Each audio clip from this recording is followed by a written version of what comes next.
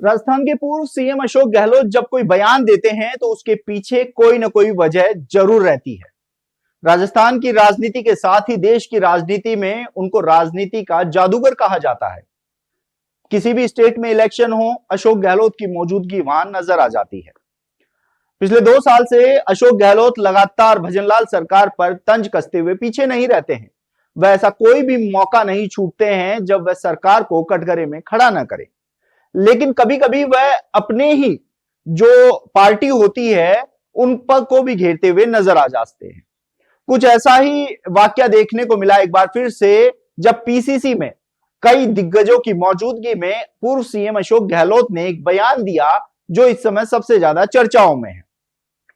आपको बता दें कि अशोक गहलोत ने कर्नाटक के में जो सरकार का विवाद चल रहा है उस पर बोलते हुए बड़ा बयान दिया। उनके बयान के पीछे बहुत बड़ी वजह भी हो सकती है।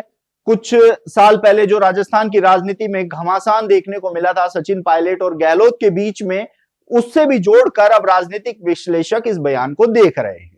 अशोक गहलोत ने कर्नाटक का उदाहरण देते हुए कहा कि ऐसे बहुत सारे लोग हैं जो राहुल गांधी का नाम लेकर चले आते हैं और ये कहते हैं कि मुझे तो मुख्यमंत्री बनना है। कहीं ये बातें चलती हैं कि हमें 2.5 साल का मुख्यमंत्री बनना है, जैसा कर्नाटक में देखने को मिला। छत्तीसगढ़ में भी ऐसी बातें चली कि 2.5 साल का मुख्यमंत्री बनेगा। तो ये 2.5 साल का मुख्यमंत्री बनना किसी भी सरकार में उसको नुकसान पहुंचाने वाला होता है। ये बात सीधे तौर पर अशोक गहलोत ने की।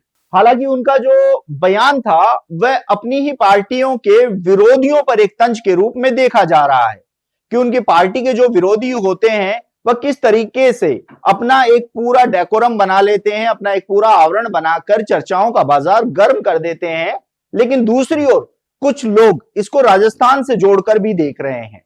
2018 में जब राजस्थान में कांग्रेस की सरकार बनी थी तो उस दौरान सचिन पायलट और अशोक गहलोत में मुख्यमंत्री पद को लेकर एक भयानक जंग देखने को मिली थी जो पूरे देश में चर्चा का विषय बन गई थी।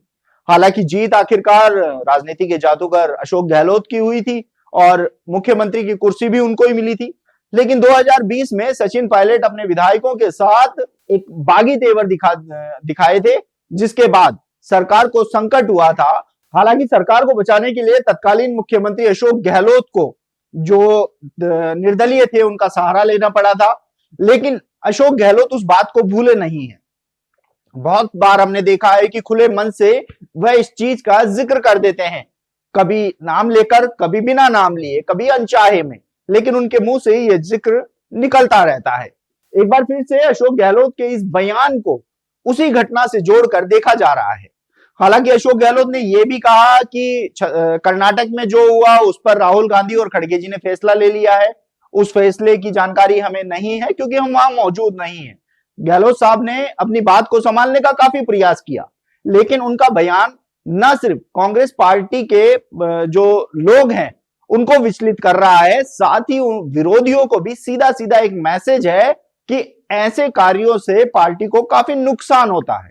ऐसे में अब देखना होगा कि आने वाले समय में अशोक गहलोत का यह बयान राजस्थान की राजनीति में और कितने सियासी रंग दिखाता है। आप देखते रहिए द नगरी न्यूज। मैं हूं ललित वर्मा।